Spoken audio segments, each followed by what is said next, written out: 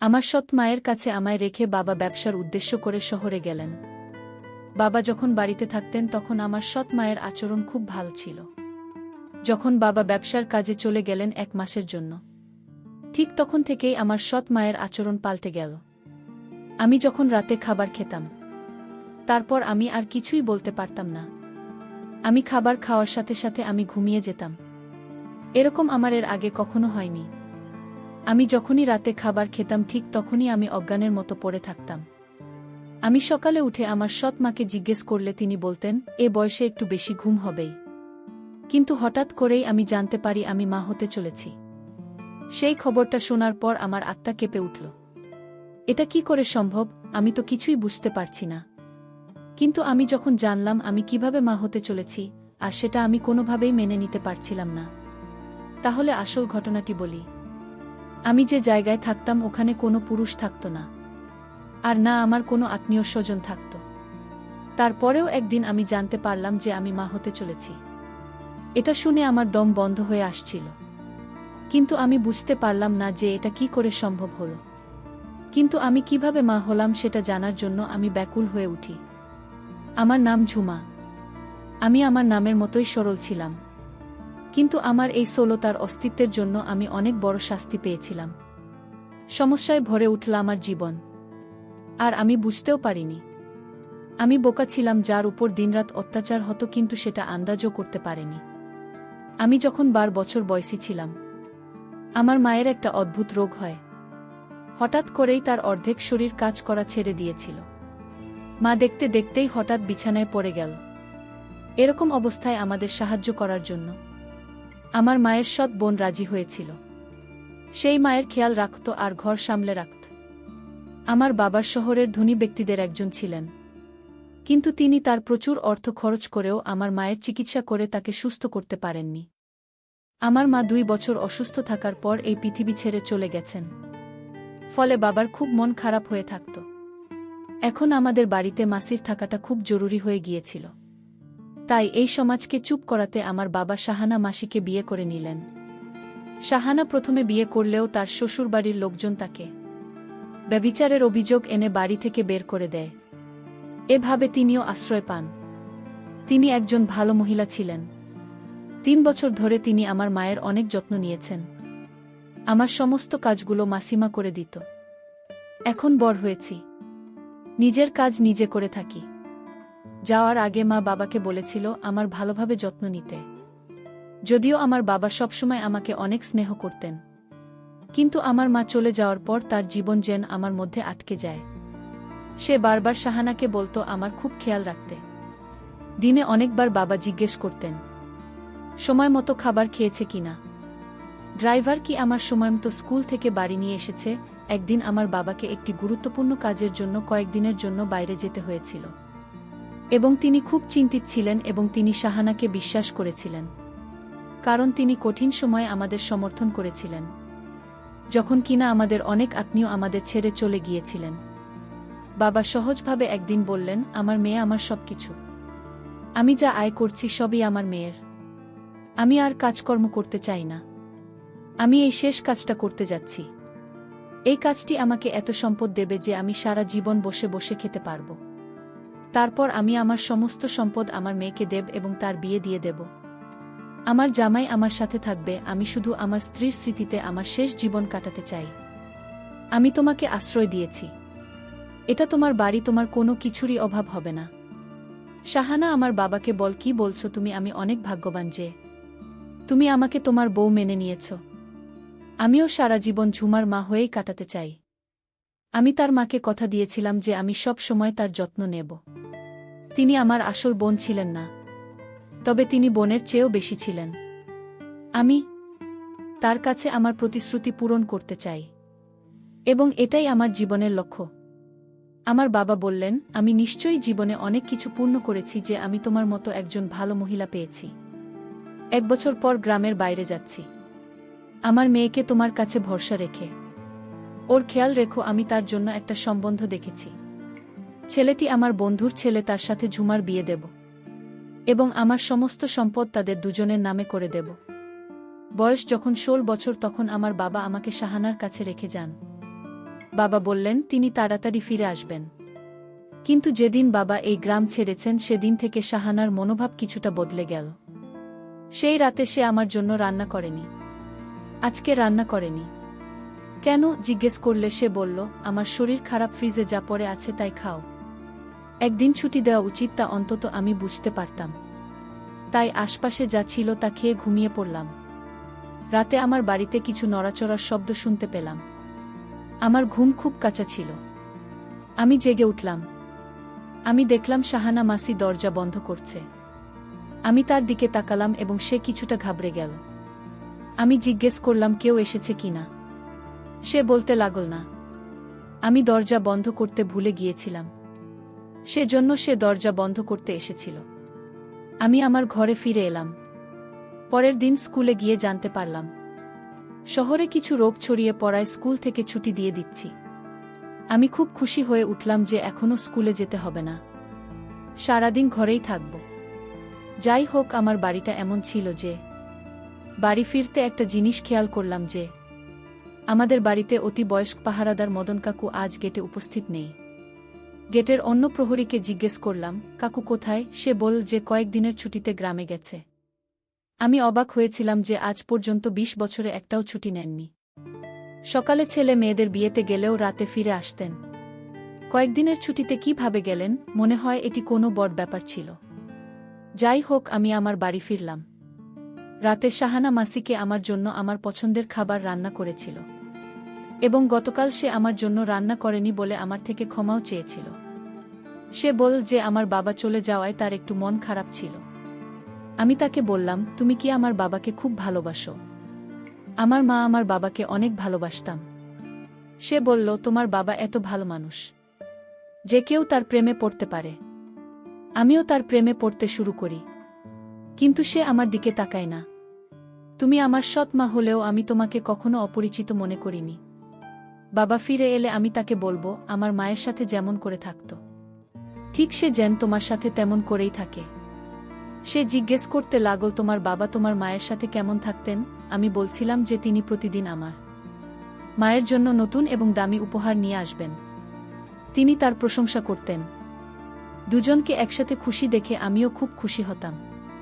আমি শুধু তার সাথে কথা বলেছিলাম এবং আমার পছন্দের খাবার খাচ্ছিলাম, এটা তো সত্য যে তিনি খুব ভালো খাবার রান্না করতেন, এমনকি আমার মায়ের চেয়েও ভালো। এরপর কখন আমার রুমে এসে আমি এত গভীরভাবে ঘুমিয়ে পড়েছিলাম মনে নেই। সকালে যখন চোখ খুললাম আমি আমার শুয়ে আছি, কিন্তু আমি মনে করতে পারছি না কিভাবে আমি আমার বিছানায় পৌঁছেছি। সকালে শাহানা আমার সৎ মাকে জিজ্ঞেস করলে সে বলল, তুমি নিজেই তোমার বিছানায় গিয়েছে। কিন্তু হ্যাঁ, তোমার খুব ঘুম হচ্ছে। এই বয়সে ঘুম এমনই হয়, কিছুই মনে থাকে না। এই বয়সে সত্যিই এমন ঘুম আসে। কিন্তু আমার ঘুম তো খুব কাছে ছিল। কিন্তু যাই হোক, তারপরে আমি সেদিকে খুব একটা মনোযোগ দেননি। কিন্তু এখন আমার বাড়িতে অদ্ভুত কিছু ঘটনা ঘটছিল। একদিন দেখলাম ড্রয়িং রুমে অনেক অনেক ভালো ভালো খাবার যাচ্ছিল। কে আছে জিজ্ঞেস করলে কাজের মেয়ে বলল, আপনিও এসেছে শাহানারা, আপনিও তো আমারও, আপনিও সমান। তাই আমিও ড্রয়িং রুমে গেলাম। আর সেখানে গিয়ে আমার সামনের দৃশ্য দেখে আমি অবাক হয়ে গেলাম। ওখানে কোনো অতিথি ছিল না, কিন্তু দুজন লোক বসেছিল যারা দেখতে বড়লোক, কিন্তু কিছুটা বিপজ্জনকও বটে। আমি ভিতরে প্রবেশ করার সাথে সাথে সে আমার দিকে তাকাতে লাগল। শাহানা আমাকে পরিচয় করিয়ে দিয়ে বলল, এ আমার স্বামীর মেয়ে। তাদের একজন বলল যে ও খুব সুন্দরী। তাদের বলা এই কথাটা আমার কাছে খুব অদ্ভুত লেগেছিল। তারপর আমি আমার রুমে ফিরে এলাম এবং পরে সে বলল যে তারা ছিল আমার ভাই। আমার সাথে প্রতিদিন একটি অদ্ভুত ঘটনা ঘটত। আমি যখন সকালে ঘুম থেকে উঠতাম তখন মনে হতো যে আমি খুব ক্লান্ত, এবং রাতে আমার ঘুম এমন হতো যে আমি অজ্ঞান হয়ে পড়তাম। আজকাল আমার কিছুই মনে থাকে না যে আমি কখন আসছি বা কখন আমার ঘরে আসি। আমি একদিন হঠাৎ আমি অসুস্থ হলাম, বমি বমি ভাব এবং মাথা ঘোরা শুরু করল। আমি ভয় পেয়েছিলাম যে আমিও সেই রোগে আক্রান্ত হতে পারি, যেটি আজ সারা এলাকায় ছড়িয়ে পড়েছে। আমি সৎ মাকে জিজ্ঞেস করলে জানালে সঙ্গে সঙ্গে ডাক্তারকে ডেকে পাঠায়। ডাক্তার বাড়ি এসে আমাকে চেক আপ করলেন।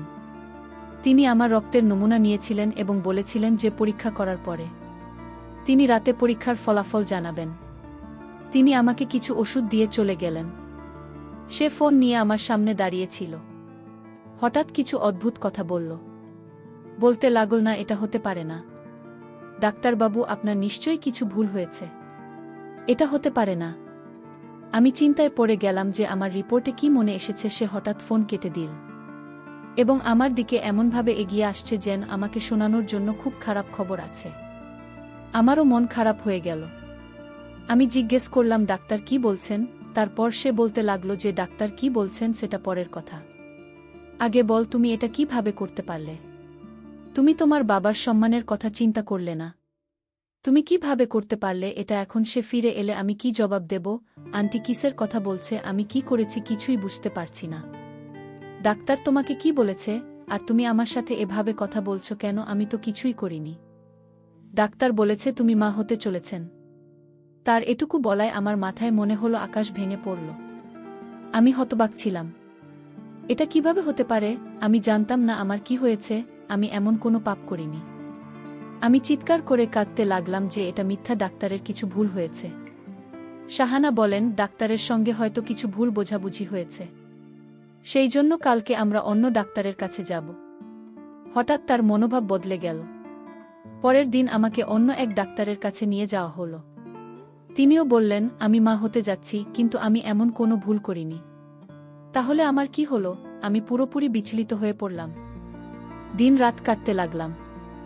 আমরা ডাক্তারকে বলেছিলাম যে আপনি কি এর কোনো সমাধান করতে পারবেন? আমাকে ঘরে ফিরিয়ে নিয়ে এসে বলল, তোমার বাবা আমার ভরসায় তোমাকে দিয়ে দিয়েছিলেন। এখন আমি তাকে কি জবাব দেব? আর একটা ঝামেলা হলো, সে দিনই যখন বাবা ফোন করে বললেন, আমি তাড়াতাড়ি আমার কাজকর্ম শেষ করে নিয়েছি। তাই আমি এই সপ্তাহে ফিরছি। ডাক্তার মতে আমার দ্বিতীয় মাস চলছিল এবং আমার বাবা আসার সময় এটি 3 মাস হবে। বাবা ফিরে আসলো আর আমরা দুজনেই খুব চিন্তিত হয়ে পড়লাম। এখন তাকে কিভাবে বলল? বাবা আমার সাথে দেখা করে খুব খুশি হলেন। তিনি আমাদের সাথে বসে খাবার খেলেন এবং শাহনামা সিরাতে তার সাথে কথা বলতে শুরু করল। আমি আমার রুমে বসে ভাবছিলাম এখন কি হবে। এমন সময় হঠাৎ আমার রুমে বাবার চিৎকারের শব্দ আসতে লাগল। আমি তো যেন গান হারিয়ে ফেলব। মনে হচ্ছিল বাবা আমার রুমে এসে কথা বলতে লাগলেন। জিজ্ঞেস করতে লাগলেন, এসব কি? এসব আমার ওই একই কথা। আমি কিছু করিনি। আমি কিছুই করিনি, কিন্তু আমার বাবাকে কথা শোনাতে ছিল। এই প্রথম বাবাকে আমার উপর এত রাগ আমি তো দেখলাম। তিনি প্রথমে তো রেগে গেলেন, এমনকি তিনি আমাকে চড়ও মারেন। আমি তোমার জীবন নিয়ে আর চিন্তা করি না। যা ঘটে ঘটুক, এখন আমরা এই সন্তান থেকে মুক্তি পাব। যেখানে আমি বস, এখানে তোমার বিয়ে হবে। বাবা আমার কথা শোনেননি। আমাকে কিছু বোঝানোর কোনো সুযোগও দেননি। তুমি দেখতে নিষ্পাপ, কিন্তু বাস্তবে এতটা বাজে। আজ তোমার মা ও নিশ্চয়ই কষ্ট পাচ্ছেন যে এমন মায়ের মেয়ে কেমন হয়েছে কথাটা শুনে। আমি ভেতরে ভেতরে মরে গেলাম। ভাবতে লাগলাম, এখন মরে গেলেই ভালো। এই মেয়েটার জন্য আমি কি ভেবেছিলাম। 1 পয়সাও কে দেব না, বিয়ে করে বাড়ি ছেড়ে চলে যাক। ওর মুখ দেখতে চাই না। মা বাবাকে বলতে লাগল, সব ঠিক হয়ে যাবে, আপনি রাগ করবেন না। আমরা হাসপাতালে যাচ্ছিলাম, পথে আমাদের গাড়ি খারাপ হয়ে যায়। আমার বাবা বলছিলেন যে তিনি ডাক্তারের সাথে অ্যাপয়েন্টমেন্ট নিয়েছেন এবং সময়মতো পৌঁছাতে হবে। তিনি বললেন, তুমি ওকে রিকশায় করে নিয়ে যাও, আমি গাড়ির একটা রুম ছেড়ে তারপরে আসব। আমি হাসপাতালের দিকে গেলাম। এখন যখন হাসপাতালের সামনে পৌঁছলাম, শাহানা সেখান থেকে হঠাৎ করে কোথায় উধাও হয়ে গেল। জানি না, হয়তো সে ভিতরে চলে গেছে। হঠাৎ কে যেন আমার মুখ বন্ধ করে দিন। এরপরে আমি অজ্ঞান হয়ে যাই। আমি যখন চোখ খুললাম তখন একটা ঘরে একটা চেয়ারে হাত বাঁধা অবস্থায় আমি বসেছিলাম। আমার সামনে একজন লোক দাঁড়িয়ে ছিল যার বয়স 25 বছর হবে। তার হাতে মোবাইল ছিল। তিনি ফোনে সে একজনকে বলেছিলেন যে আপনি যদি আপনার মেয়ের নিরাপত্তা চান তবে অমুক জায়গায় 5 লাখ টাকা নিয়ে আসুন। সে হয়তো আমার বাবাকে ডাকছিল। আমার বাবার শহরের একজন বিখ্যাত ধনী ব্যবসায়ীর মেয়ে, তাই লোকেরা জানে যে তারা তার বিনিময়ে অনেক কিছু পাবেন। বাবার সাথে কথা বলে সে আমার সামনে গিয়ে বসে তাকে খুব খুশি খুশি দেখাচ্ছিল, যেন ভাবছে সে অনেক টাকা পাবে। আমি তাকে বললাম, প্লিজ আমাকে যেতে দাও। সে বলল, আমি তোমাকে ছেড়ে দেব, শুধু মুখ বন্ধ রাখো এবং তোমার বাবা টাকা না আনা পর্যন্ত চুপচাপ বসে থাকো। আমার বাবা টাকা নিয়ে হাজির হলেন। তারপর দেখতে পেলেন আমার মা লোকটি পিছনে দাঁড়িয়ে আছে। বাবা বললেন, তুমি এখানে কেন? মা বলল, তোমার মেয়েকে যে বন্দি করেছে সে আমার বড় ভাই। আমি চাই তোমার মেয়ের সাথে আমার ভাইয়ের বিয়ে হোক, আর সমস্ত টাকা পয়সা সম্পত্তি আমার ভাইয়ের নামে হোক। আমার মায়ের আসল চেহারাটা আজ পরিষ্কার হয়ে গেল। আমার মা আরও বললেন, তোমার মেয়ে যে মা হতে চলেছে সেটা আমার ভাইয়ের। আমি তোমার মেয়েকে রাতে এমন কিছু খাওয়াতাম সাথে সাথে ঘুমিয়ে যেত, তার কোনো হুঁশ থাকত না। আর এই মুহূর্তে আমার ভাইকে তোমার মেয়ের রুমে পাঠাতাম। আর রুমে গিয়ে কি করেছিল সেটা তো তুমি বুঝতে পারছো। আমি আর বলতে পারছি না। এই কথা আমার বাবা শোনার পর আমার বাবা হতাশ হয়ে গেলেন। আর বাবা 5 লাখ টাকা দিয়ে আমাকে তাদের কাছ থেকে নিলেন। বাবা পরদিন থানায় গিয়ে মামলা করে দিল। আর এর কিছুদিন পর আমার সৎ মা এবং তার ভাইকে জেলে নিয়ে গেল। তাদের কঠিন শাস্তি হল। পরিশেষে একটি কথা তোমাদের, আসলে সৎমা কখনো আপন হয় না, সৎমা সতী থাকে। আজকের গল্পটি কেমন লাগলো তা অবশ্যই কমেন্ট করে জানাতে ভুলবেন না।